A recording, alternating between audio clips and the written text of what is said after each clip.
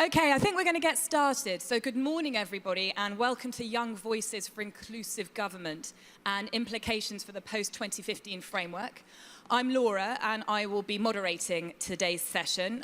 We have an hour and a half, and the idea for the panel really came from the results of a youth consultation that was done towards the end of last year and at the beginning of this year in 12 countries. Some of the people who took part in that consultation are here today.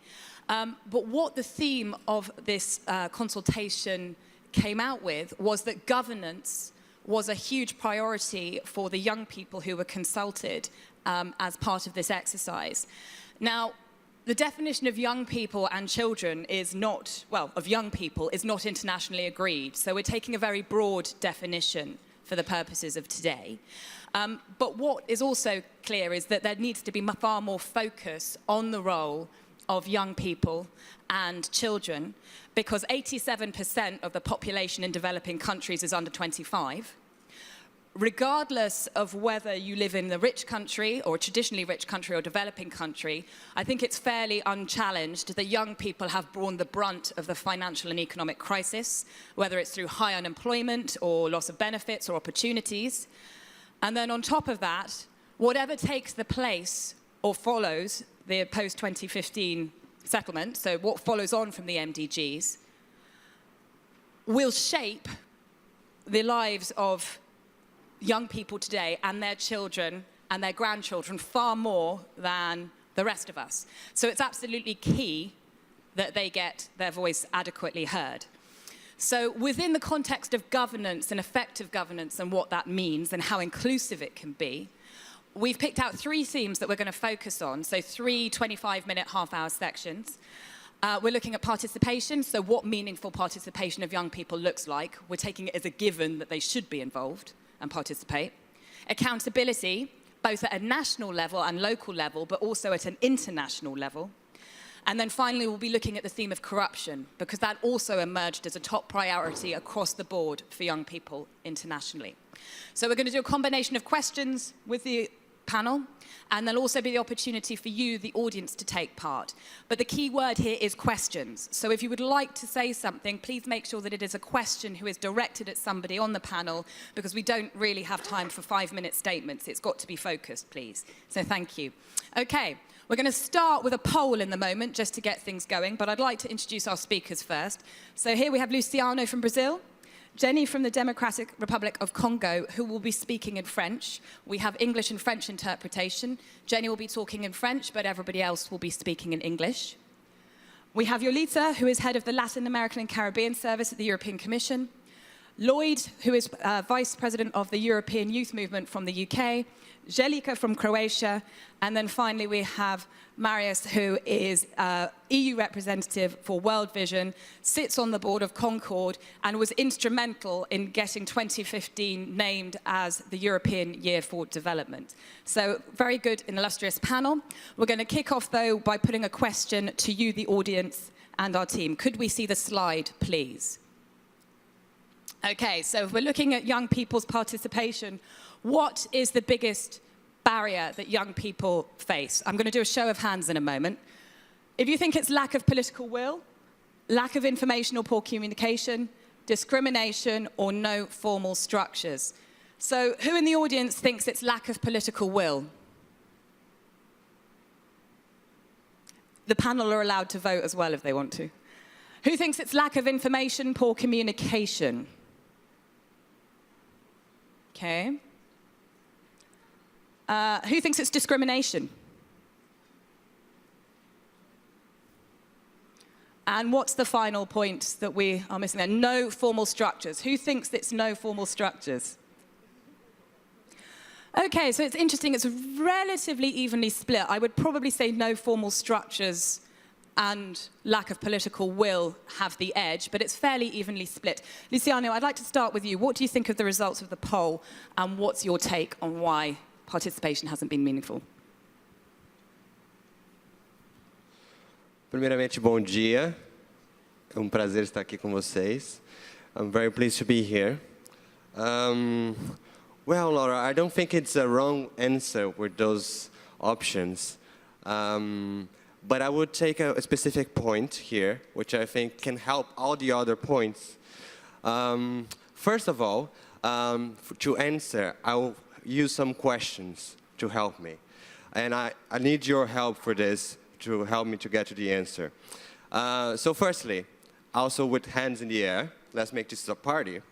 How many of us use Facebook on a daily basis? Please raise your hands. Okay, thank you.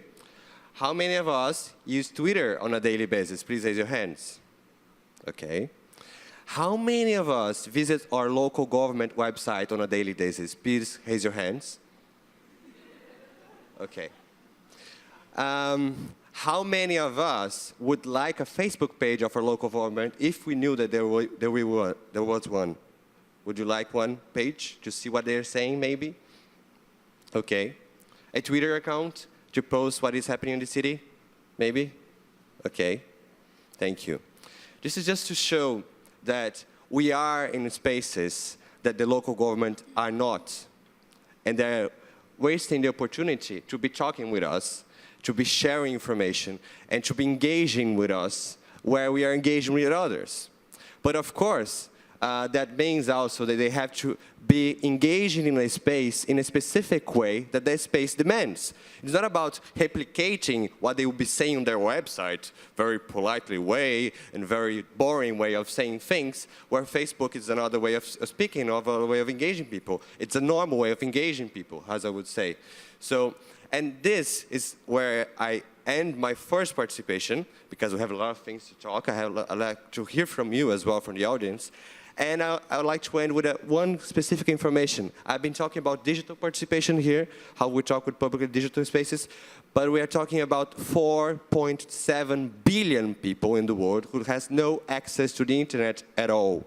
Okay, this is the information from the agents of the UN who has the information from technology and for ICT in the world. So thank you for this space. Thank you very much. So Luciano, you've highlighted the fact that sort of policymakers, government, they're not in the same place that young people are. And you've also pointed out there's still a huge digital divide internationally, which adds layers of complexity into it. Jenny, I'd like to turn to you. Is this a sort of picture that you recognize in the DRC, or what are the main blocks to young people taking part in a meaningful way in politics and governance where you're from? Ok, merci pour votre question. J'aimerais vraiment commencer par affirmer ce qu'a dit Luciano. Il est vrai réel. Et j'aimerais dire que la participation des jeunes et des enfants, s'il y a un plus grand obstacle, c'est l'absence des structures formelles à tout le niveau administratif. C'est-à-dire que le niveau municipal, provincial, national et international, qui peuvent aider les jeunes et les enfants à participer efficacement. Je vais m'illustrer par un exemple de notre Parlement d'enfants. Nous avons mené un plaidoyer au niveau communal concernant l'enseignement. Ce plaidoyer-là était à chaque temps quand nous avons des plénières, parce que nous avons des sessions de plénière comme tout autre Parlement. Avant de commencer les plénières, nous avons des échanges entre nous concernant notre vie quotidienne, l'éducation, notre vie sociale. Nous avons constaté que le parlementaire de notre commune, qui étudiait dans d'autres communes, on avait des différences de méthodes d'enseignement. Et nous avons cherché à savoir pourquoi il y avait eu cette différence entre notre commune et d'autres communes avec la manière d'enseigner. Et c'est là où nous avons pu trouver qu'il y avait un problème d'actualisation ou bien de mise en œuvre de l'arrêté du ministre de l'enseignement qui disait qu'on devait actualiser les méthodes de l'enseignement. Ça veut dire que dans notre commune, ils utilisaient toujours l'ancienne méthode et pourtant dans d'autres communes, ils étaient déjà avancés, ils étaient déjà avec la nouvelle méthode. Et le Parlement d'enfants a fait un plaidoyer on avait fait un plaidoyer auprès de nos partenaires, dont World Vision avait réagi en finançant cette activité. Ça veut dire que former les enseignants pour qu'ils puissent être à la page. Et ce qui est intéressant est que ces plaidoyers-là a attiré l'attention de plusieurs chefs d'établissement et de plusieurs autres partenaires. Et c'est adopté, ça veut dire quoi? D'autres chefs d'établissement aussi ont commencé à vérifier dans leur établissement s'ils étaient aussi à la page avec le programme, le nouveau programme national qui avait été promulgué par le ministre. Et il y a des partenaires qui sont en train de financer ça. Bon, il est aussi vraiment important de créer des structures formelles pour les personnes les plus démunies et marginalisées pour qu'on puisse assurer leur participation dans la prise de décision qui leur concerne. Ça ne veut pas dire que vous allez dans le marché prendre un individu parce qu'il est pauvre, prendre une personne marginalisée, l'associer dans une réunion et dire que vous l'avez fait participer. Non, non. Il faut vraiment créer des structures formelles auxquels leurs problèmes seront identifiés et traités d'une manière vraiment sérieuse. C'est ça ma réponse. Thank you very much. Lloyd, I've got a two-part question for you. We've heard from Luciano and Jenny that there's a huge problem with scaling up local or regional initiatives that involve young people in a meaningful way to participate, whether it's through digital tools or in terms of physical structures. How can a post-2015 framework scale that kind of activity up, do you think?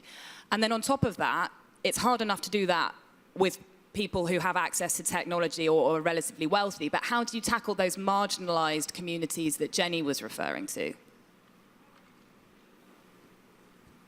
Well, firstly, I think to scale these things up, one has to start working through some sort of representative structures. It's very difficult to immediately try and get everyone's voice together without distilling it. So that means starting, we've heard a good example there about a local youth parliament. And how does that local youth parliament feed into, say, a national youth parliament, a regional youth council, etc.? In Europe, we've got relatively good structures for some of those things, not all of them, but for some of them. But in large parts of the rest of the world, those structures are very lacking. But at the United Nations level, since 1992, there has been this space provided for children and young people to feed into sustainable development negotiations. Now, post-2015, and the sustainable development world is merging. We're coming together in this marriage, maybe forced marriage, but we're coming together. It means that there is this space called the major group of children and youth for young people to feed into. But it's a space. And if that space is not filled by young people, it will remain unfilled. One of my roles in the European Youth Forum, one of the things we do is try and keep that space open. You know, we have to be very careful that there's always other people coming along trying to claim other spaces, and we're very determined to keep that space open for young people to fill. But that we're not here just to speak for all global young people. So we need other young people to come and fill that space and speak in that space. And one good example, actually, as we speak, or yesterday it was, the negotiations are going on in the Open Working Group. And the main keynote presentation was from the president of the World Federation of Deaf Youth, and that space was given by the major group Children and Youth to her, and she presented to governments through her interpreters and made sure that her voice was loud and clear, not on issues of disability rights. I'm sure she's got very interesting views on that, but actually on energy policy. You know? So that's one of the areas that the major group is able to provide space for young people in the top-level negotiations, in the top table. The difficulty is, how do we get young people from the most marginalised communities to that top table? How do we get them so they're not tokenistic, they're not just plucked out from thin air? And that is where we as NGOs, we as youth organisations have a key role to play in making sure that young people are able to access these things in an accessible manner, access them in a way that they understand the language. And it's not just young people, I think we're talking about all people. You know, my next door neighbour, who's 50, probably also wouldn't understand a lot of the language that happens in the UN. So how do we get spaces that is able to open up to all people to be able to participate? And then how do we make sure that those people who have particular problems around language, the UN's predominantly English, a little bit of French, you can get away with some Russian and Chinese and Arabic if you try. But actually, that's not the majority of the world. Minority languages are completely ignored, and that's actually sometimes the languages that the most marginalized need to be communicating in. And that's just the tip of the iceberg. So as NGOs, we have a role in playing, in reaching out, in making sure that we get young people into those spaces, and we resource those participation effectively. And maybe just to finish on, the EU has made some progress in trying to resource that. It gave a grant of 2 million for NGOs to engage in the negotiations. The UN top-sliced 1 million of that grant off into their own coffers and left £1 million to do all the global negotiations in the process for all civil society sectors. So really, it's peanuts. We're talking about the resources to engage the most marginalised. So there's a real key thing that the EU could do, is commit more or make sure the UN doesn't top slice off the amount that's meant to be for marginalised young people. Thank you very much. That was very helpful, Lloyd. Thank you. Jelika, Lloyd's talked about some of the practical as well as the structural problems that are associated with scaling up this kind of activity. From your perspective, what needs to take place at a practical level, so on the ground, that would involve young people and children in a more meaningful way? Yes, thank you, Laura. Well, when we talk about practical measures, we talk about simplicity. So there should be a lot of simple actions that will result with greater participation. For example, when you are preparing yourself for a speech, you find out who is your audience so that you can prepare yourself to get the most influence you can on that people. So in terms of children and young people, you have to adapt yourself. Let them tell you what they want, what they need, and what needs to be done. They will tell you all of that, but you must make sure that you will support them, that them in their ideas, that you will be their partners, and you will share information with them. You will make sure that all of this reach them, and you will essentially create pathways of cooperation that are unique to different communities. When this is set and all work is done, shared information, all the support and ideas and consultations, it is of a great importance to put that in a policy and with that also into action. Well, it's even more important to put it into action, particularly in area of child participation. So that's important because you have to ensure that young people and children opinions count. They need to see action and results from interaction with you. And everything starts with hearing and seeing them. Simple as that. Thank you very much. Okay, so that's the view from the young people. I'm now going to turn to the old people on the panel. Marius, perhaps I could start with you. What do you see as the role of NGOs in the EU in terms of getting young people to participate in a way that's meaningful and not just tokenistic? Thank you, Laura. Yes, and indeed, I am an old person. I'm a grandfather, actually, and I'm sitting here and being totally amazed if I listen to the voices of these young people. My realization just how important it is to young people actually started when my 6-year-old grandson taught me how to use an iPad. So then I realized I was out of it. Now, to turn to your question, I was sitting here and listening and reflecting on the poll question that you asked, and I was one of the probably silent majority who raised their hands when the choice was made of no formal structures. Because I believe that if there are formal structures, then all the other elements like discrimination, political will even, lack of political will, they will all disappear. So we need formal structures for youth consultation. And The EU has a fantastic opportunity, I would say, to take the lead and show the world how it's done.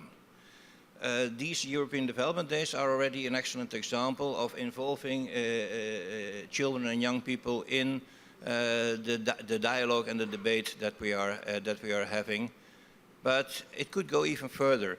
And I want to also pick up on something that Lloyd said when he made reference to the language issues.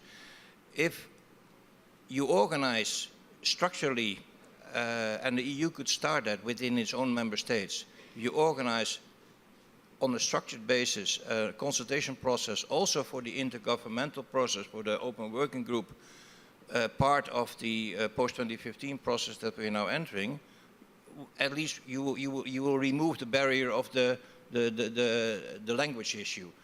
But at the same time, you could show as EU to the world how it's done. And you could use the leverage that you have as a European Union on the United Nations system to say, well, we are doing this way in the EU. We are going to structurally consult children and young people in our work for the Open Working Group and for the post-2015 process. Please, United Nations, follow this example because it's so important, because there's 600 million children around the world who are living in poverty.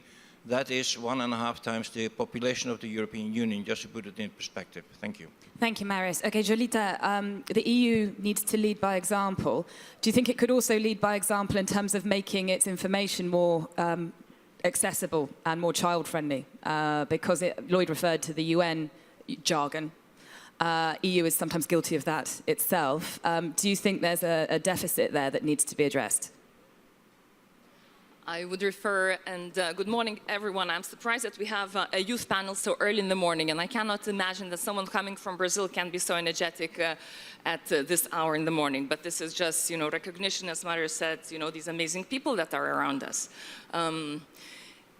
EU has moved into the citizen summary, so I think EU definitely recognizes the difficulties that the subject matter and the debates have. When you talk about the UN language, that's the best you can get as you negotiate. And I've seen these negotiations when you're stuck with word in principle for 2 years and you cannot move, and that's an important word. So this is definitely, you can make an effort, but we will never get there. And the major challenge for all of us is what was listed. Now, I grew up in the country that I hope some of you have never heard of, which used to be called Soviet Union. We had perfect structures, excellent structures, best structures in place, starting with red scarves, finishing with whatever other signs, youth participation assured. All policies were rubber stamped by youth. And that is what, with this experience, I'm very, very concerned about the structures and form that anything can take. I think we made all the valid points. It's the easiest thing for me to all across the Latin America and Caribbean, my responsibility to ensure that local governments, at least those that matter, have their Facebook. So, we in the commission, in my DG that we work on the development, have Facebook. So who cares? The website that is being consulted is the one that we put up the calls for tenders, proposals where people can win money. So having this on the internet, it doesn't really reflect and doesn't answer the needs that we have. What Lloyd mentioned rightly is how do you fill the space? And that is the challenge. How do you care? I do understand, and this is something that we've done when I came to the region, and I discovered a few years ago as someone who should make effective use of EU money. I'm surprised that we took half of it for the EU purposes. I'm sure there is plenty of money that we cannot spend. You will get more, that's for sure. And this is a nice thing about the EU, that as the Commission believes in the democracy and believes in the importance to support the NGOs as a way of someone can give you a wake-up call. And it's extremely, for me, it's extremely valuable when I work with the different countries in the developing world to realize that governments really have problems with NGOs. So good luck for whoever is so courageous to work in the field, and certainly the EU will be supporting and engaging in the difficult conversations where we are being criticized, because in fact, we are. Thank you very much. Okay, so we've had our first pledge. Lloyd, you're going to get more money in future. So thank you very much for that. Okay, I'm going to take questions from the audience now. If you'd like to ask one, please do raise your hand, say your name, your organisation, and to whom your question is concerned. Yes, okay, we've got one there. Are there any more? I might take them in groups. Okay, we've got two here. So gentleman here. And then we'll take this gentleman afterwards. Thank you. Hi, good morning. I'm Alberto Barrio I'm an EMA student. And actually it's an open question, but maybe better for Jennifer Merrill. Okay, anyway, my question is, I heard that you were always talking about different structure or Facebook page, but what happened with regular participation, I mean, like inclusion in the regular process, the obstacles that we have in order, for example, to participate in a political party, and especially the discrimination that happens in some countries where we can't present ourselves because there is an age limit. For example, I think in Italy, you have to be over 25 to present yourself in the parliament, and over 50 to be president. So what happened? And also informal obstacles like we don't have money to go to the conference, or we don't have so much experience, or we don't know the people. What happened with that? Thank you. Sorry, thank you. And who was that directed to? Actually, I mean, probably the person for the European Youth Forum and Jennifer Merrill, because I think that they may have been referred to something like that, but it's actually open. Okay, Lloyd, I'm going to put that one to you in a moment, and then we'll take this question from the gentleman here. Thank you. Yeah, hi, thank you. Gordon Blakely from the British Council. Can I just make a reference point to the site youthpolicy.org, which is curated by Demokratie und Dialog in Berlin, where there is a participation site curated by the British Youth Council colleagues, which Lloyd, I think, knows a bit about. My sort of reaction to what you're saying is, I mean, are you really happy that the alternative and innovative ways of changing and involving people in governance is through the hegemony of Facebook and Twitter, of the Californian-driven sort of software stuff? I would really put it, what I heard from colleagues in the meeting yesterday, many of whom are sitting here, who have rights that are not being met in MDGs, I really put it to you that we need innovation, and we do not need more replication of old-fashioned structures. So hang on a minute, I'm slightly unclear on your point, because you've said that you don't think it's about Facebook, but then you don't want replication of traditional structures. So yeah, I want innovation, and innovation not based on something which, in fact, there's other innovation that goes on. What we need is proper research and understanding of where, I think the reference was about how you grow from communities to the top, rather than having superimposed structures from the top down, which we're seeing now replicated again with the UN and the Commonwealth. And was that directed to someone, was that for Lloyd as well, or was I think Luciano could take that Luciano and Lloyd would be in mind. Fine. Thank you. So Lloyd, if you could take the first point about bringing in the sort of people who are not allowed to be part of a political party political process. And Jenny, if you could take that one as well. And Luciano, if you could take the point about how you grow, well, both of you, that grassroots and how you build that movement up, not just through traditional structures or Facebook. So Lloyd, if I could start with you, please. Well, I'll start with the fact that I don't believe that it is the structures argument that is the biggest problem. And I would be much more along your line: discrimination, the denial of young people's rights, the fact that young people are marginalised, they're unable to participate within the structures, actually would be on my list of things that stops young people participating much higher. And I think that the two examples that you gave from Italy are great examples, particularly when you border a country that has votes at 16 in Austria. That stark difference is absolutely huge, and is even more reason why we should have a European Charter for the Rights of Young People. We have one in Africa, we have one in Latin America and Ibero-America platform, but there is not one for Europe. There's not a basic set of standards of rights for young people, so they can access their democratic rights, their participatory rights. You have children's rights that end at 18, and as soon as 18 finishes, you're expected to just be fulfilled under human rights. But we know actually there's discrimination happening with those certain age barriers. So actually I would argue that you're totally right, and that that's why we need to move towards a legally binding set of principles. Gordon, on your question, I agree we need alternative methods of participation. Community councils, participatory budgeting, where you have youth banks. They're not that revolutionary, actually. They've been going on in many parts of the world for many years. Brazil, you've had whole municipalities which have used participatory budgeting where people have voted depending on how the budget is spent. You know, kind of in parts of the UK where the parts of the youth budget have been devolved down to young people in youth councils and young mayors to decide how to spend.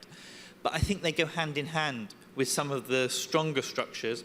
I think the Commonwealth Youth Council that's just been established and things like the European Youth Forum have a role to play, but that role needs to be not just stuck in the past, it needs to be interacting with some dynamic grassroots movements. And we had a very interesting lab yesterday with Concord about how we bridge that gap between some of these formal structures and some of the more informal structures. But I wouldn't throw either one of them out. I think that both are needed and both spaces are needed. And the example that I would give very quickly would be that very often you need people on the streets pushing down the door, smashing the door down. But once the door is open, you need the more formal structures to be able to walk through that door and negotiate with decision makers. And if you only have the formal structures, the door's never going to be smashed open. And if you only have the people on the Occupy movement or the people on the streets, then actually you don't have the interlocutors to discuss with the politicians. So you need both, and both need to respect and work with each other. And I hope that we can engender more of that with, through things like youthpolicy.org and other platforms that are trying to engender more of that cooperation between the different movements. Thank you very much. Okay, Luciano, I saw you nodding at the Brazilian example. Would you like to come in here on the grassroots point? First of all, thank you for the questions. Well, of course, when I did the provocation on Facebook, I was expecting a reaction of, well, we have to use Facebook at all. This is the space. I see Facebook as a tool, never as a solution, or other social media things.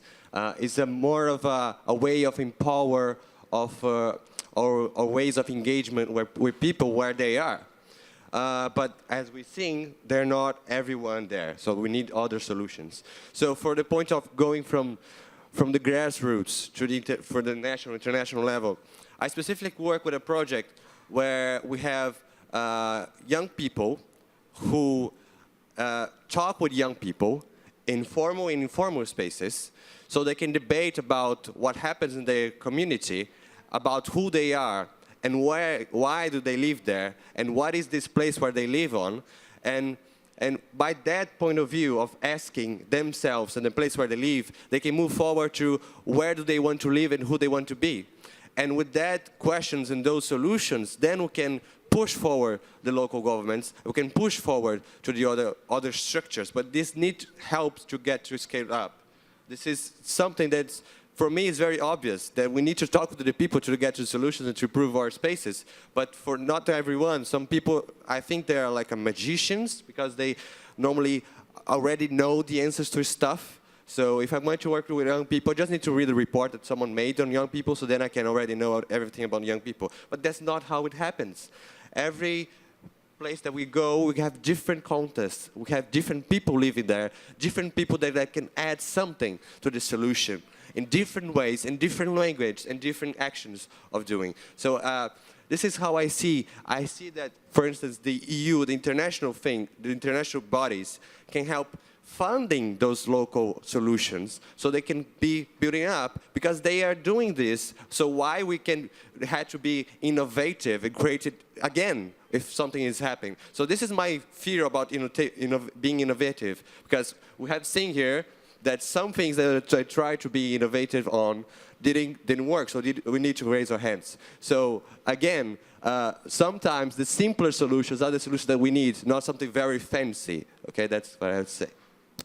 Thank you very much. Jenny, do you want to add something in at this point? Thank you. Ok, merci pour la question. Je dirais plus les médias sociaux est important, oui, Mais des structures de représentation des jeunes et des enfants est aussi important. J'ai entendu parler, il y a un Parlement européen des jeunes. Il aurait plus des impacts s'il y a un Parlement européen des jeunes et qu'on trouve aussi, il y a des parlements nationaux des jeunes. Ça veut dire quoi? Ça veut dire qu'il faut des structures qui vont commencer de niveau local, on monte au niveau provincial, après on est au niveau national et au niveau international pour que ça puisse avoir plus d'impact. Avoir un Parlement des jeunes européens, ce Parlement-là ne va pas traiter des problèmes de tous les pays des Europes. Et pourtant, s'il y a le Parlement dans chaque pays, c'est ce Parlement-là qui a les soucis. C'est-à-dire qu'il vit dans ces pays-là, il connaît mon pays souffre de quoi, où ça soigne et où ça ne soigne pas. Lui, il va bien traiter les problèmes de son pays. Avoir un Parlement européen, c'est bien aussi, oui, mais il faut que ça puisse commencer de niveau local pour que ça puisse monter. Parce que là, ça aura plus d'impact et plus de résultats. C'est ça ma réponse. OK, merci. Okay, thank you very much. I'm going to leave questions for the time being because I'd like to talk about accountability now, but we will come back to you, the audience, shortly. Okay, so when we talk about accountability, which is another strand of governance, and the way in which young people can be more involved in that, I mean, we've already heard some ideas already, sort of participatory budgeting and that sort of thing. But when it comes back to accountability, it's not just about people holding their governments accountable at a local or national level, although obviously that's important. There's also an intergovernmental element to the post-2015 framework as well. So how that can work, the kind of pressures that can be exerted there. Luciano, I want to get a very quick view from you before we start. Just what do you think accountability that works would look like at a local level with youth participation? Thank you. Okay. So I already mentioned an example. So it's basically like this. As I see it, accountability is not about putting a document on a website and hope for people to go and look at it, and hope for people to understand it, and then hope for people to engage with that. I think that if we understand that accountability is this, so I don't agree with that sense of accountability. For me, briefly, it's about making decisions together, then giving back to the people that I did what we agree on, and then receiving feedback to what we should do next. And that can happen at the local level, regional level, international level, national level. I think this is how we need to do as a process or as a structure of accountability for me. That's it. Thank you very much. So, Jelika, I'd like to bring you in here. It's not about reports. Accountability is not about putting reports in places that people can't find them, and it's about joint decision-making. What do you think, or that's according to Luciano, what do you think needs to be put in place at a practical level to make that kind of accountability happen? Well, in many countries, hello, okay. So in many countries, structures already exist, but they're not seen as ones because the young people that are in dead bodies are usually doing actions only for their personal interest or interest of their governments. To change that and make them accountable, you have to ensure that you can hold government accountable. For example, if the government set up advisory meetings with representatives of these bodies, you will have open path for quality of communication, and you will be responsible for proper agreement from both parties. Also, young people sit in dead bodies and are communicating with government, needs to be accountable to other young people that they are representing. And also, they have to be inclusive. For example, imagine that there's young people that represent other young people, 10 people from the government and 10 people from the NGOs.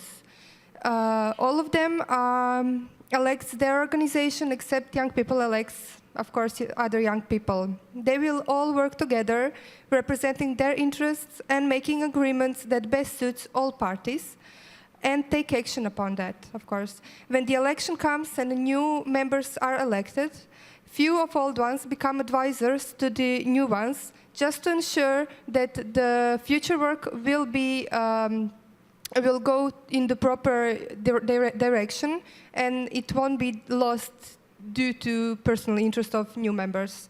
And in the end, respect and open pathways of communication must be in place. Young people need to understand what's going on and need to see action and know what they can expect in terms of results. So results needs to be visible, really. Thank you. Thank you very much, Jelika. Lloyd, I'd like to bring you in at this point. Firstly, just to respond to what Jelika said about almost the creation of an institutional memory, if you like, sort of bringing in, creating a system whereby young people are brought into the process but end up reinforcing that, that it's not a sort of one generational one stop and then that's it. But also, what we've heard about at the moment are local and national initiatives. How do you see accountability? How do you hold people to account, or governments to account in the international framework, and how do young people do that? Thank you. I think it's really interesting what you just described. In the Council of Europe, I think we would call it co-management. It's a system that we do have in the Council of Europe where anything that relates to young people has to be jointly decided by governments and young people in the Joint Council, which is half made up of, as I said, one member from each government, and then 2/3 of it is of the other half are made up from the European Youth Forum elected members, and 1/3 of that from other young people representing diverse and marginalised young people. But often what happens is that, and I think you put the nail on the head at the beginning, is that those young people ourselves, we need to be even more accountable as young people back to the people that we're representing. And that's a key that we sometimes forget, and that takes resources. Accountability at the international level I would describe as around information, it's about participation, it's around justice. Any of those of you who are know your international law will know that's the 3 principles of the Aarhus Convention, which is the Convention on environmental accountability and participation, that is a convention within the European region that the Commission has signed up to, that they've implemented on water, the Water Directive, not much else, and actually is meant to provide a very strong base at an international level on what needs to happen. Very often, and I think we heard a bit there from Luciano, is that accountability is seen too much as information giving. We will give a long report and that's accountability. But accountability without the justice element, without the element of citizens being able to take their governments to court or tribunal, or even more informal ways of seeking justice, means that accountability is a very weak organ, because it means that governments can put out anything that they want, and that it doesn't really matter the content of those things. So there are some international structures already there, as I mentioned, these conventions, that we could use. Could they be expanded to other areas of development? Could they be brought down to the local level? I know Latin America is exploring how that a similar convention can be developed within the Latin America region and can be implemented at the local level as well as the international level. Maybe actually Latin America is stealing a march on what Europe was originally one of Europe's forefront areas, and actually within Europe we need to re-look to see how accountability is done at the local level and how people are really involved in holding their governments to account.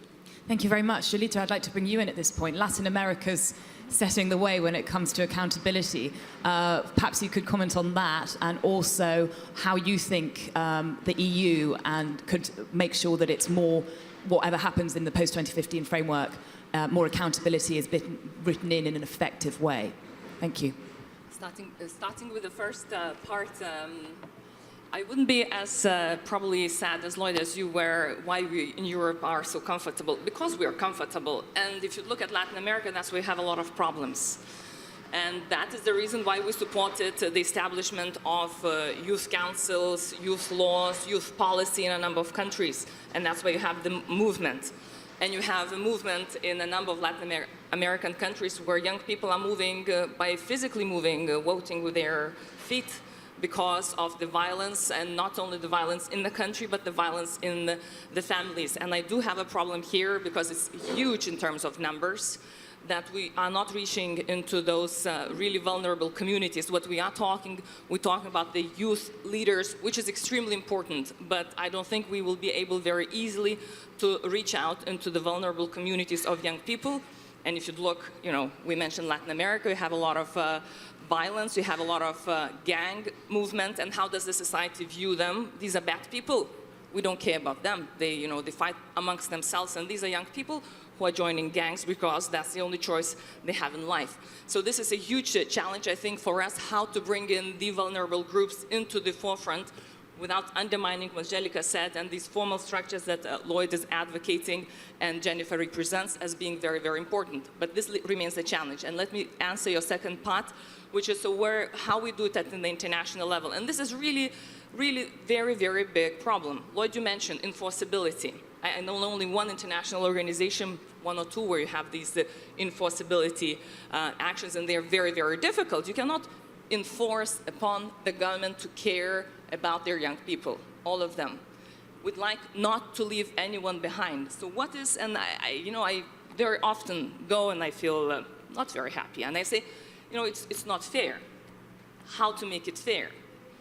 Well, there is a good part that most countries do care how do they look at the international level. So I do strongly believe that the notion of peer review could be brought into the MDGs. We had this MDG 8 on the global partnership, wasn't very successful. We're not saying that it shouldn't be there, but we should bring some content. And for me, the content is on two levels. We so far had the commitment at the level of the government, and yes, it's up to the government at the central and local level to deliver economic and social development to the young people.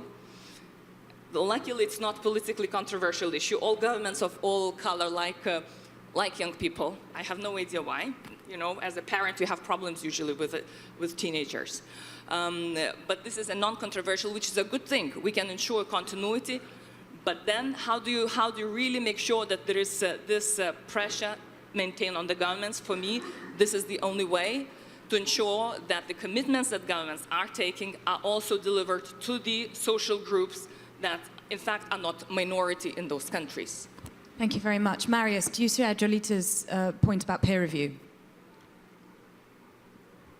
Absolutely, because accountability does not only apply in a vertical sense, it also applies in a horizontal sense. And this is something that we as NGOs are trying to learn, that in order to hold the higher authorities accountable successfully, we need to be able to hold ourselves accountable for what we are about and how we are spending the resources that people are confiding in us. So first and foremost, yes, we need to have this horizontal as well as vertical accountability.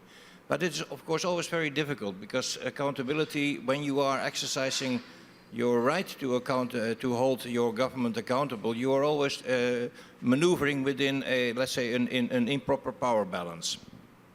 And yet there are many examples out there. So what I would like to offer here is that NGOs and civil society organizations are natural partners for governments who take accountability quite serious. Within World Vision, we have developed a methodology that is called Citizens' Voice in Action. In other organizations, similar models exist, and they're all equally good. Let me give you just one practical example, Laura, of how this would work. In India, which is arguably one of the countries with the most horrific statistics when it comes to child abuse, child poverty, lack of opportunities for children, we have helped to create something which has become a national movement called 9 is Mine. And 9 is Mine is a typical example of such a campaign where children are at the focus and at the center of the advocacy. 9 stands for the 9% that the Indian government has committed to spend of its GDP on education and on health. 6% on education, 3% on health. This has become a nationwide campaign where even at a local level, this is children are holding their local authorities accountable for spending 9% of the income of the town or of the community on education and health, and that way they help their government to reach the 9%, or they try to help that. What is important in this kind of campaign and this kind of accountability mechanism is that children are not seen as the future citizens, but children are seen as active participants and active members of society today. So, yeah, I think it's a good example. I could mention many more examples, but I know we're running out of time. I'd just like to, very briefly, if you could, you mentioned that where governments want to be accountable, then NGOs and civil society are very good partners for them. But what about where governments don't want to be accountable? Good question. And briefly answered, please. Okay. Well, where governments don't want to be held accountable, you have an uphill struggle. That's where, let's say, the partner countries, and no country operates in isolation. Every country has partners. The EU is a partner for many countries. The United Nations, the World Bank, they are powerful institutions who would, in principle, have the leverage to make sure that government will be held accountable. But it's a difficult process because, and I think we see it all the time in Sudan, Syria, Somalia are clear examples of countries where there is absolutely no accountability. How do you create it? How do you generate the political pressure? It's a tough thing to do. But if there is a global partnership that says we are not going to do business with this country, we are not going to support this government, we are not going to sustain this unaccountable system, then eventually we will make inroads. But it's going to be a long process. There is no overnight solution. Thank you very much. Okay, I'd like to take a quick round of questions from the audience, please. Gentleman in the front. Yes, I'll take you as well. Thank you. And then, yeah, thank you. And then there's one over there. So perhaps we'll start with you, please. Thank you. My name is David. I'm coming from Zambia, representing Young Voices. My question is, how are you going to make sure that the hearing impairment youths are included in governance? Because in here, I've seen that there's no sign language interpreter for me to communicate. Thank you. Okay, we'll come back to that one in a moment. And then this gentleman here. Could we have a microphone over here, please? Thank you. Good morning. First of all, congratulations all of you, great panel. My name is Cherno Ba, I'm from Sierra Leone. I just want to say, my answer to your initial question was all of the above, because I feel like all of those things kind of, impede young people's participation. But a question for you, probably Lloyd, and I'd love to hear your view as well, Luciano, on this, is one of the things that always baffles me around international governance and law is the fact that you have an international codified set of principles on children, on old people, on people with disabilities, but there's an unwillingness to have that recognition of youth rights enshrined in international law. There's no universally acceptable set of codified laws that guarantee young people's rights. Why do you think that is, and how do you think that hampers youth participation, if in any way? That was for Lloyd, was it? Yeah. And I'd love to hear Luciano's view. Okay. Thank you very much. Okay, we'll take one more. Yes, please. Thank you very much. My name is Wanja Maina, Young Voices. I'm Kenyan. So earlier yesterday, we had a lab session, and I shared an African proverb, and I wish to share it again. You cannot shave a man's beard in his absence. So I believe it makes sense in our context. So in the discussion, I find that the issue of inclusion for the marginalized young people is coming up strongly in one way or another. But I have a question. The fact that we recognize that young people are not homogeneous. The fact that we recognize there are diverse young people in our midst, what are the specific things that we can do so that if we have a project, for example, the affirmative action would be that we have 2 young people. How do we make sure that we'll have a young person probably from the rural areas so that they can raise the issues of the rural area people? Because we need to make sure that now that we have the platform, we realize the modalities of doing what we want. It's not enough to say we need to have inclusion. It's not enough to say we need to have marginalized young people on board. How do we do that? What are the structures that we can put into place today to ensure that our future will be better and we shall have engagement in a fair ground? Thank you. Thank you very much. Okay, so just a quick reminder of the questions. The first one from the gentleman to my right was how to get hearing impairment tools reflected in governance, which I think is a broader point about recognizing the different needs and making them mainstream so that people don't have to ask for the things that they need, but that it's recognized automatically. Then the second one was about the unwillingness at an international level for there to be some kind of youth rights recognition, which was for Lloyd and Luciano. And then finally, Jalita, I'd like you to take the point, if you may, about bringing in rural young people who live in rural areas and what can be done today, whilst also recognizing that we're not a homogenous group. So on the first point about, actually, I'd like you to take, if you could, talk about the first question as well. And Lloyd, I'd like to hear your views on how to get sort of specific needs of marginalized communities recognized. So Jalita, a quick view from you, and then Lloyd. The only answer, I think we are better than we used to be. That is the only answer that probably I could say, and we are a long way to go. I think we recognize that. Okay, thank you. Lloyd, do you have a view on how to get different needs recognized through governance?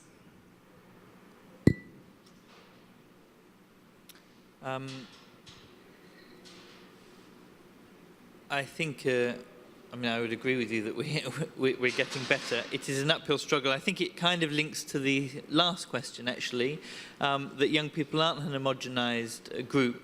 So to some extent, one has to approach the different needs of different young people and make adaptations as reasonably possible for every single individual. And that's why, then going on to the second question, a rights-based approach, I can't remember who it was, a rights-based approach is very important.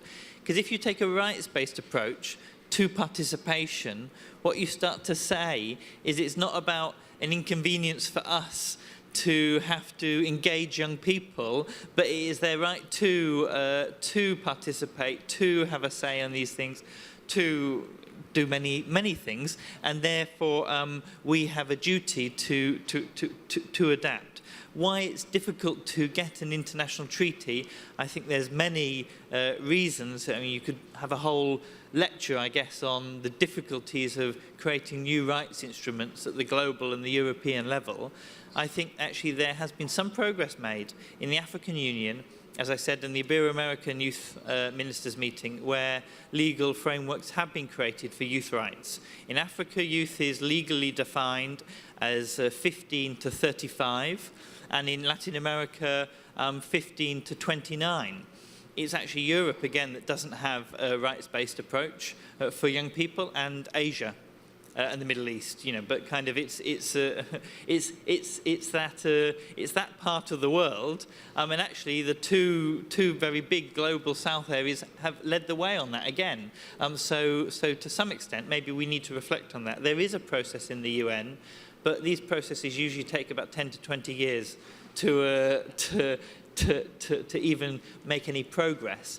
There's some argument, very briefly, there's some argument about rather than youth trying to campaign for a set of youth rights and old people trying to campaign for a set of old people's rights, maybe we should be campaigning, linking up together and saying there should be a set of rights against age discrimination, because many of the issues are the same. Old people talk about wanting housing and wanting to be able to stay in the house that they're in. Young people talk about the right to get a house of their own. Old people talk about care that is sensitive sensitive in older age. Young people talk about healthcare that is relevant to their age, etc. Work, you can go through the list. So maybe there is an argument that we should link up a more intergenerational approach to rights, and that could be a solution to it. So hopefully that's answered a number of the different questions, and we could go on more, I'm sure, about how to include those issues. Thank you very much. Luciano, do you want to come in with a quick comment? Thank you. Okay. Thank you for your question. I think it's very important for us. Well, let me be very brief. First of all, I rather believe in interaction than participation, because I don't need to be part of something. I just need to be consulted. I have to have the right to interact with that thing without necessarily being stuck with that. So I understand that not everyone has the time, the money, the resources to be here in participation of this process, but they might have the right to interact with this, so they also be a part of the solution. And this is something that we're lacking on the international process. We are having privilege, we're not having rights until now. So we have a privilege of having a young people's panel here. We have a privilege of being youth ambassadors here. So this is what we're talking about. We need to put these words forward so people realize, which may be obvious to us inside, but it's not being obvious on those spaces. So as well, for people with disabilities, they have privilege to be here, but they don't have the rights. So how can we move forward to change that so it can be a right and be obvious, be simple, clear to everyone, not we need to demand for someone to be translating so everyone can be interacting and participating in this process.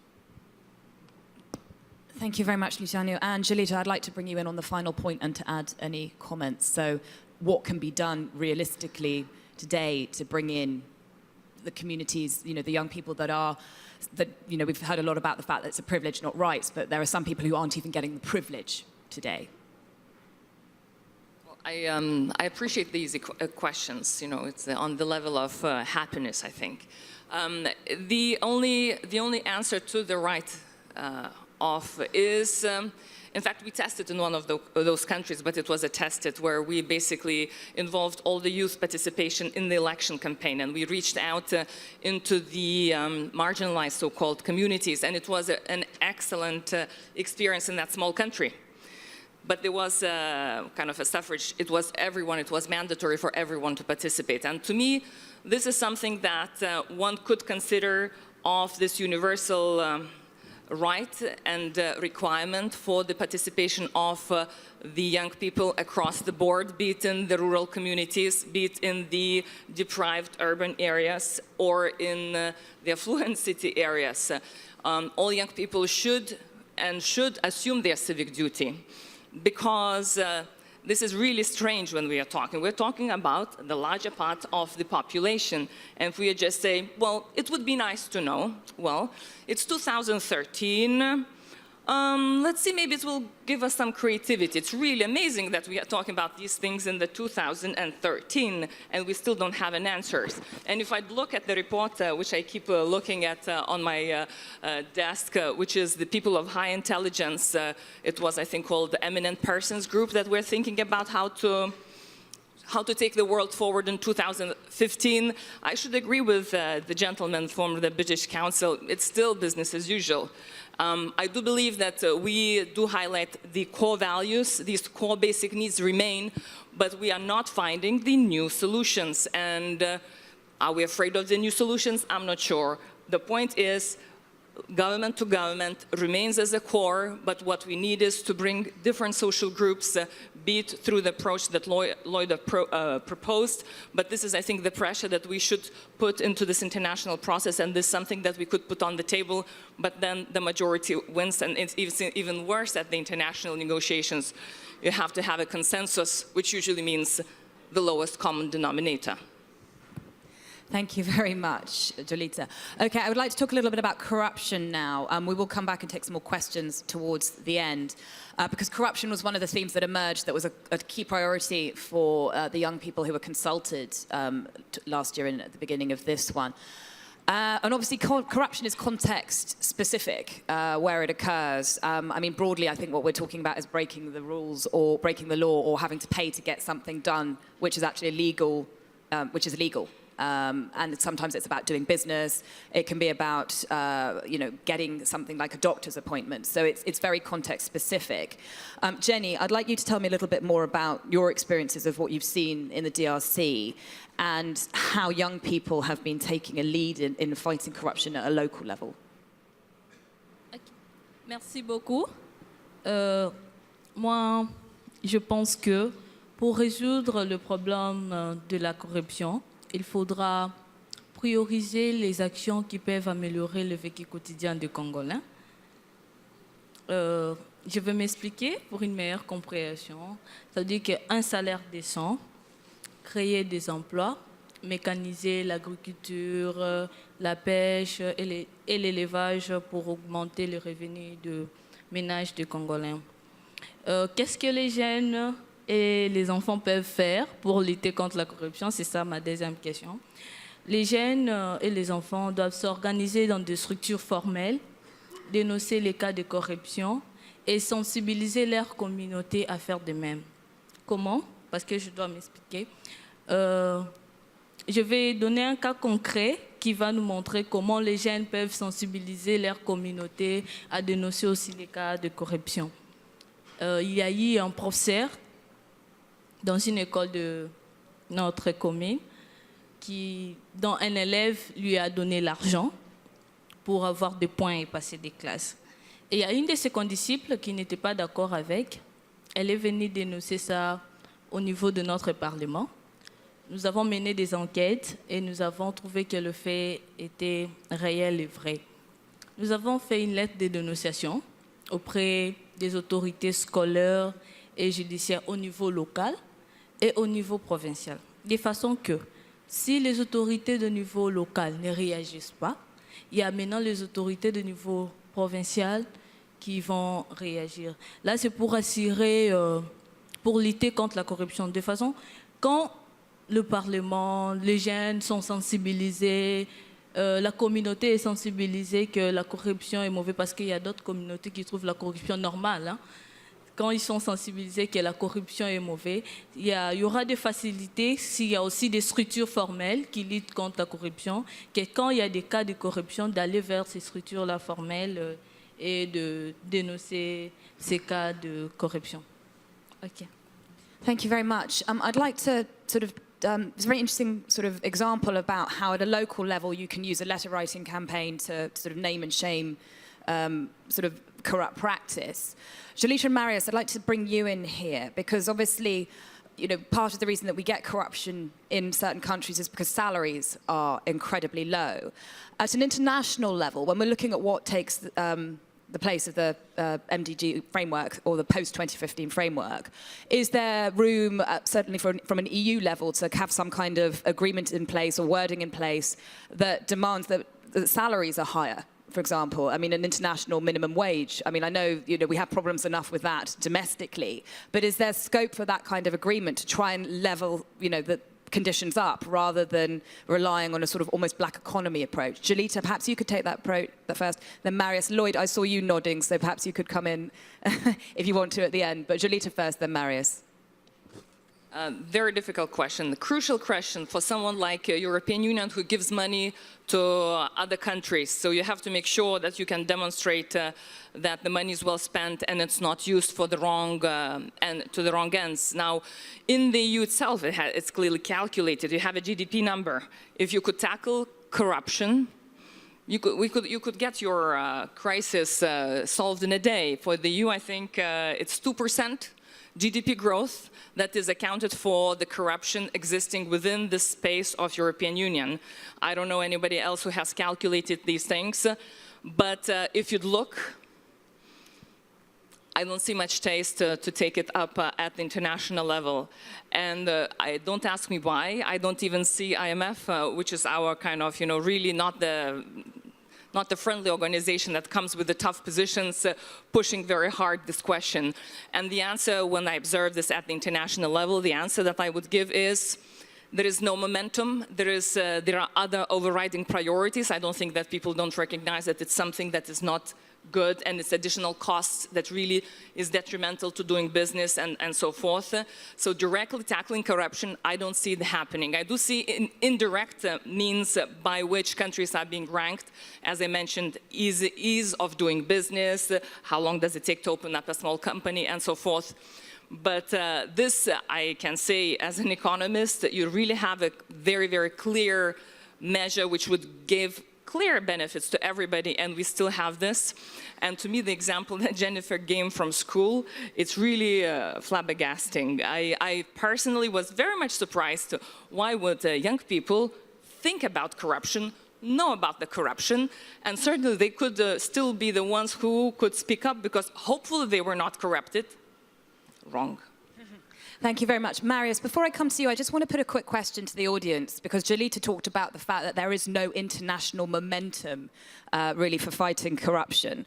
Who in the audience thinks that the post-2015 framework should have a fighting corruption dimension to it? If you think it should, if you think an international agreement is the right place to fight corruption, can you raise your hands? Interesting. Marius, perhaps you'd like to comment on that. The audience definitely thinks it is. Well, I didn't raise my hand because I was holding the microphone. But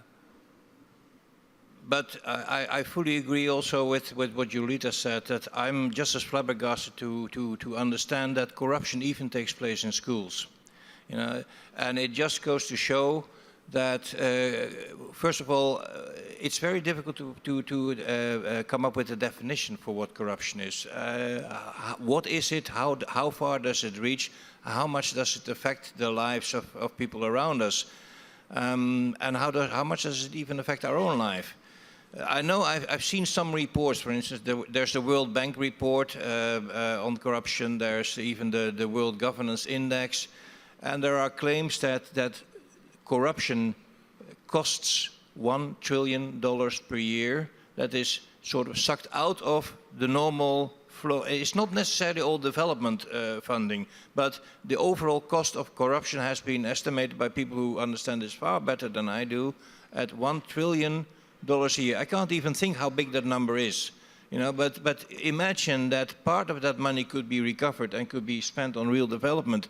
We would solve the whole issue of the MDGs. So when it comes to importance, yes, it's very much an important issue to look at. Am I optimistic about it? No, I'm not. Because, you know, corruption, and Jenny's example is a very good example, is sometimes it's embedded in the culture. It's just part and parcel of the cultural fiber of a society. Sometimes the temptations are simply there, too big to ignore.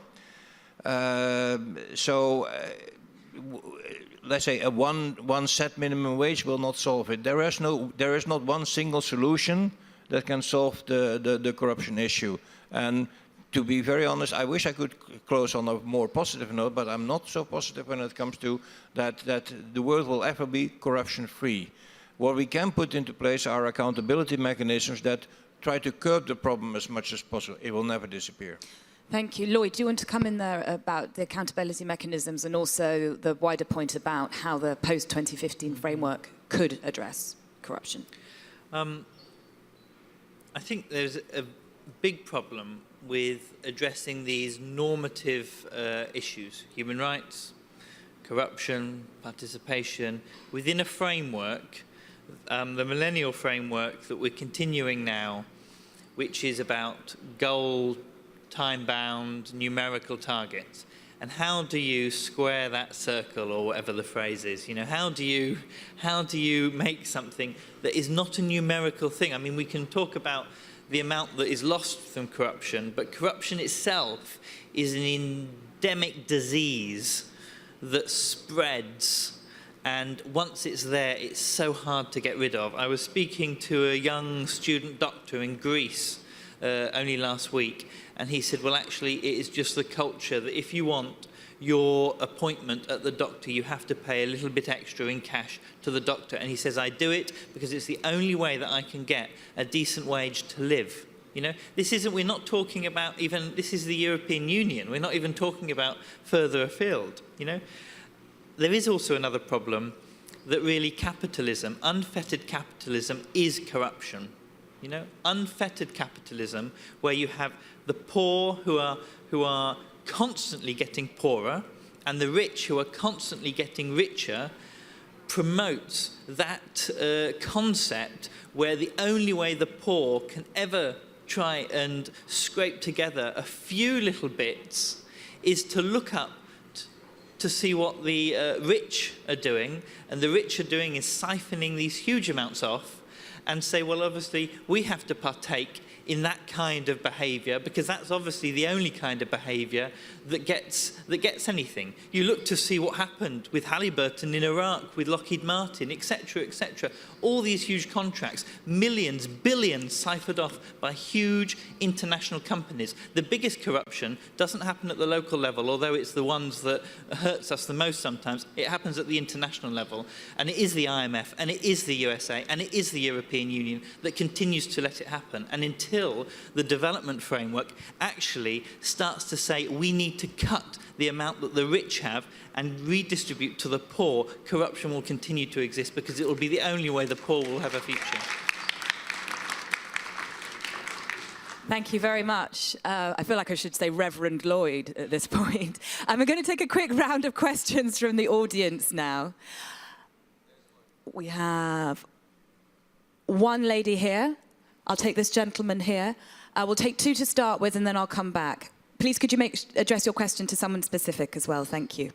Yes, I will address my question to Jolita. Jolita, yes. Yes, just regarding the watchdog role that civil society has always been asked, also by EU delegation, the grant are always addressing such kind of topics. I think that youth-led movements have also another role, that is education. When we are talking about corruption, the thing is that there is not an appropriation of the common good. And this is what is happening. For example, when I'm throwing my garbage in the street, it's because I don't think that this is my street.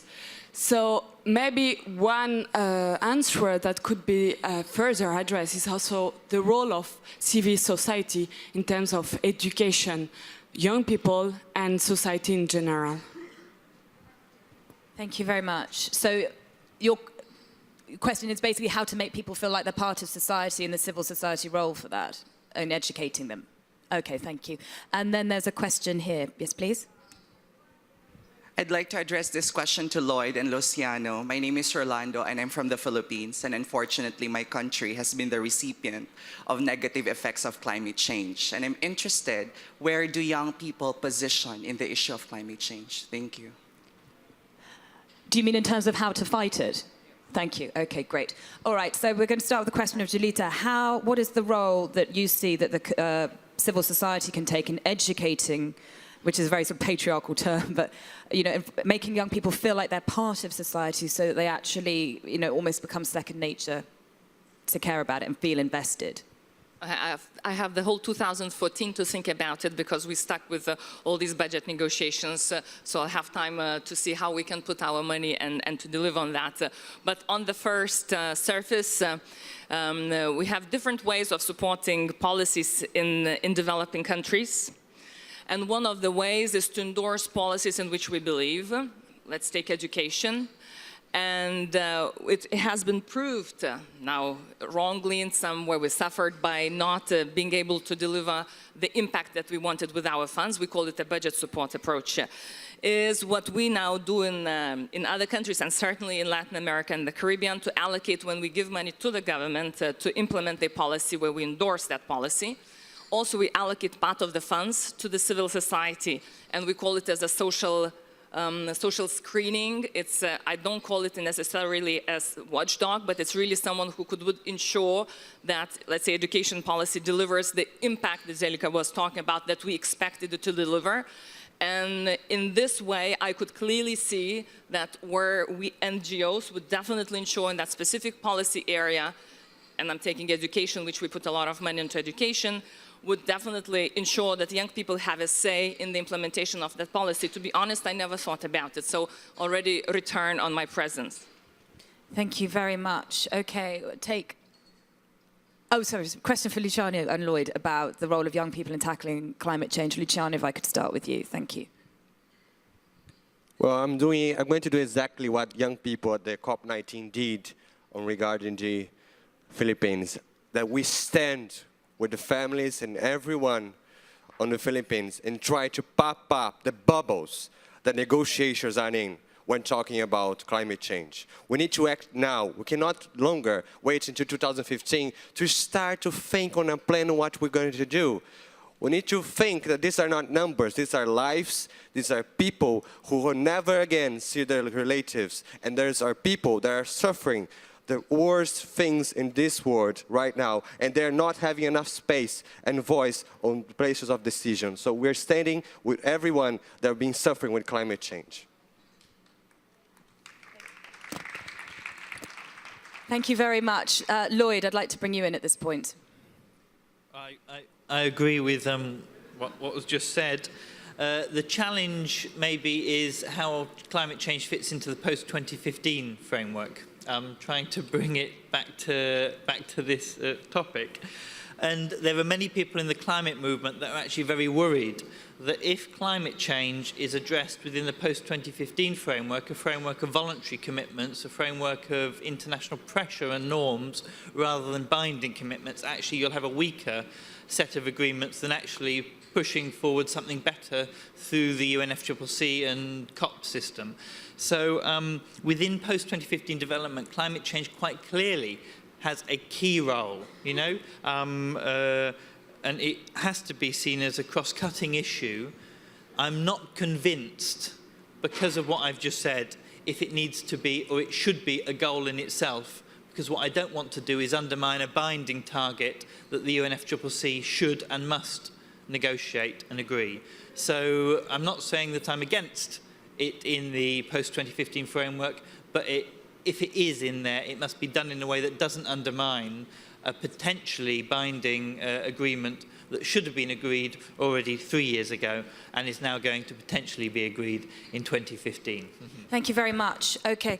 We're just going to lose Jolita at this point. She has to go to a meeting, I'm afraid. But thank you very much, Jolita, for taking part. I'm going to do a quick summary before I get a final thought from our speakers, the sort of practical recommendation that they'd like to take to leave you all with. Just to sort of recap so far, this was a panel which looked at the issue of inclusive governance and how young people could be more involved in the post-2015 world. When we're looking at the issue of governance, the three themes that seem to be the most impressing for young people who were consulted on the issue were participation, so meaningful participation, accountability, and the fight against corruption. Now, to take participation first, there's a very strong feeling from the panel and from the audience that participation couldn't be tokenistic when it came to young people. You know, just by having a panel or a youth ambassador, that wasn't enough. It's something that has to be a meaningful process over the longer term.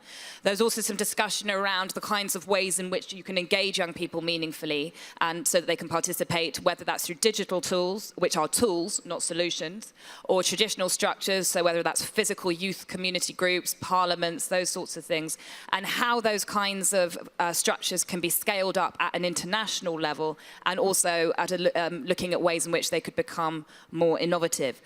Then on the issue of accountability, there was a strong feeling both within the audience and the panel that accountability is not just about information. So it's not about putting out a huge report that nobody understands. That's not accountability. It needs to be more interactive than that. So perhaps participatory budgeting, shared decision-making at a local level, and also creating a sort of mentor scheme whereby young people who've been brought into the process stay on and train the people who follow on so that that kind of knowledge and experience gets passed on. There was also some discussion about why there's no international agreement on the rights of youth. And what was interesting here was that if you look at Latin America and some other parts of the world, they're actually setting the way on this, whereas it's Europe that seems to be lagging in that area. And then finally, we talked about corruption, and we had a very inspiring example from the DRC about how the Children's Parliament had helped put pressure on corrupt school examining systems, where it turned out that children were having to pay to pass exams, and they wrote a letter writing campaign to sort of name and shame and to draw this process to light, and had a very good result out of that. But there was also a broad agreement that international corruption is very difficult to fight at an international level because there isn't really the will to do it at the moment, but also because it's so embedded. It's a mindset rather than something that you can fight.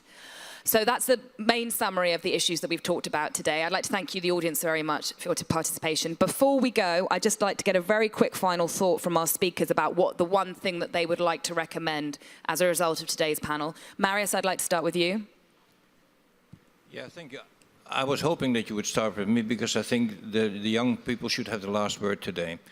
If I'm listening here, I'm leaving here, I'm leaving with hope. With hope because last week we were in Strasbourg in the parliament to honor Malala Yousafzai, a 16-year-old girl from Pakistan who has been subjected to a horrible ordeal because she stood up for her rights. Well, let's hope that she will be unique in the terms of the ordeal that she had to go through. But she is definitely not unique, and I think today's panel is a proof of that, in terms of the capacity of 16-year-olds to really express their opinions, to really voice with a crystal clear voice what is in their heart and in their mind. I think Jenny is an example. There are many other examples here. So that gives me hope. I also see an opportunity. The opportunity is 2015. As you know, it's going to be the European Year for Development.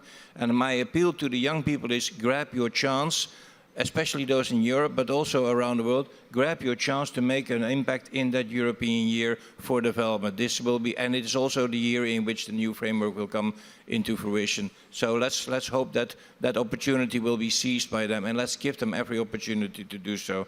Thank you very much. Jelika, your final thought. Excuse me. I'll be really brief. You have to see children and young people. You have to hear them and then take action right away. Don't wait for tomorrow. Don't wait for day after tomorrow. Do it today, right now. Thank you. Thank you very much. Lloyd. I would say that the youth structures do exist, but they need to be used. The youth spaces need to be used and be relevant. To engage is not enough without action, without justice, without a fight for inequality. Thank you very much. Jenny. Moi, je dirais qu'il faut créer des structures. Je vais rentrer toujours là. Parce que la plupart des structures qui existent, il n'y a pas vraiment trop d'impact jusqu'au niveau local. Et je dirais que ces structures-là, il ne suffit pas seulement de créer, mais il suffit aussi de les entendre et de prendre en compte ce qu'ils disent. Merci. Thank you very much. And Luciano, final thought from you, please. Well, the organization that I work with made offline consultations on the post-2015 with children and youth from schools. Every school from the city had given their opinion on the post-2015. And one of the options that everyone voted on was a honest and action-oriented government. And I would like to end with a question. How much honest and action-oriented the negotiations at the international level are? Okay, and on that thought-provoking question, I'd like to thank all our speakers, and I'd like to thank the organisers and you, the audience, for taking part. Thank you.